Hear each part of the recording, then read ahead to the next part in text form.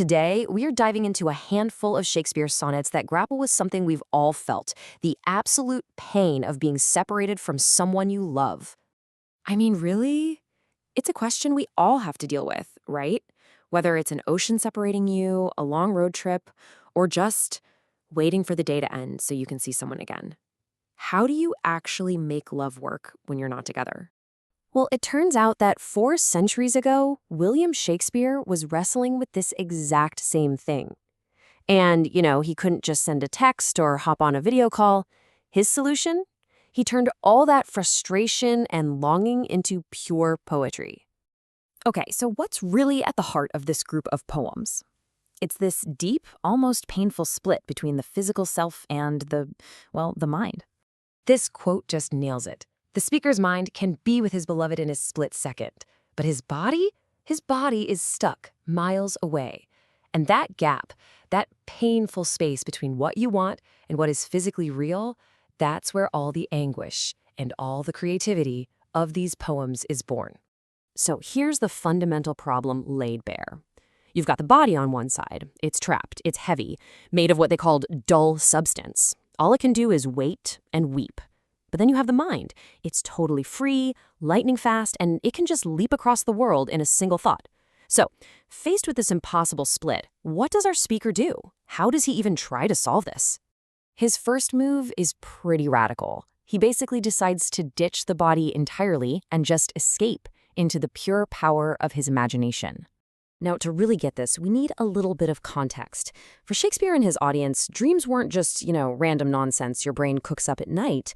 Sleep was seen as a kind of portal, a gateway to a deeper reality where your soul could see things much more clearly than your eyes could in the messy light of day. And this is just a brilliant example of that idea in action. The speaker completely flips reality on its head. For him, the daytime is a dark night because his beloved isn't physically there, but the night, that's when things get bright, because in his dreams, he can finally see the person he's missing.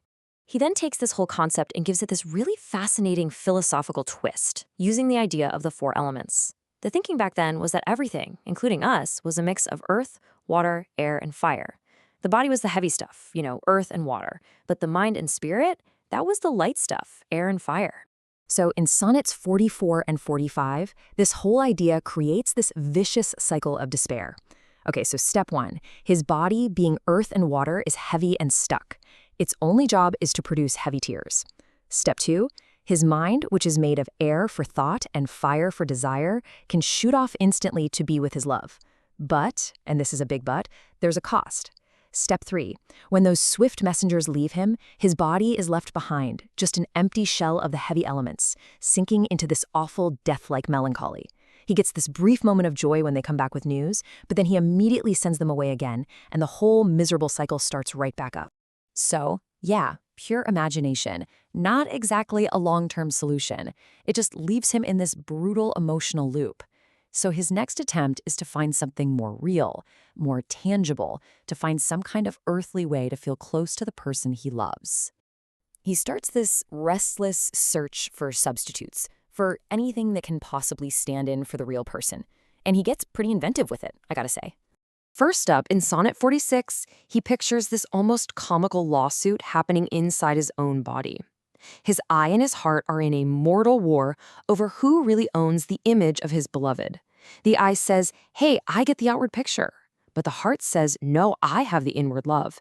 It gets so bad, they have to bring in a jury of his own thoughts to settle the dispute. Then his anxiety takes a different turn. He looks around and realizes, he can lock up all his jewelry and his money in a chest to keep them safe. But his most valuable treasure, his beloved, can't be locked up. They exist only in the gentle closure of his breast, this vulnerable place that has no lock and no key. And finally, he tries this brilliant mental pivot. He thinks, wait a minute, what if absence is actually a good thing? In Sonnet 52, he compares seeing his love to a rare holiday, or to a Captain Jewel, that's the main show-stopping gem in a necklace. It's the empty space, the time apart, that actually makes the moments they do have together so incredibly precious. It's a really clever way to console himself, but it's not his final answer. So, after trying pure imagination and these earthly stand-ins, the speaker finally arrives at his ultimate and by far his most powerful solution to the problem of separation. He asks the biggest question there is. Forget about miles for a second. What can possibly stand up to the ultimate separation? What can beat the relentless march of time, of decay, and of death itself? Just look at this list he builds in Sonnet 55. He's stacking up the most powerful, destructive forces he can imagine.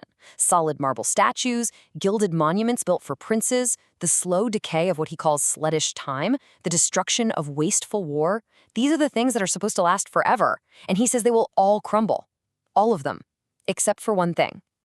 And there it is, his stunning, triumphant claim. He says this very poem, this powerful rhyme, is going to be more durable than stone. It's this incredible boast. He's saying that these little words on a page will actually outlive entire empires and all their monuments. And that's the truly profound idea here. The poem stops being just about his love. It becomes the eternal place where they can live together forever. Art is no longer just a substitute, it's a permanent reality. It's a space that can defeat distance, time, and maybe even death itself. But after that incredible, soaring climax, Shakespeare does what he does best. He brings us crashing right back down to earth. Because even if art can conquer time, what is the day-to-day human cost of all this waiting? To really get the punch of the last two sonnets in this sequence, you have to understand this word, vassal. Now, this isn't just a servant. A vassal was someone in the feudal system who owed total, absolute, unquestioning allegiance to their lord. It's a relationship built on a massive power imbalance.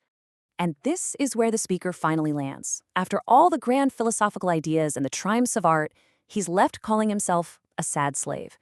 He feels he has no right to question where his beloved is or what they're doing.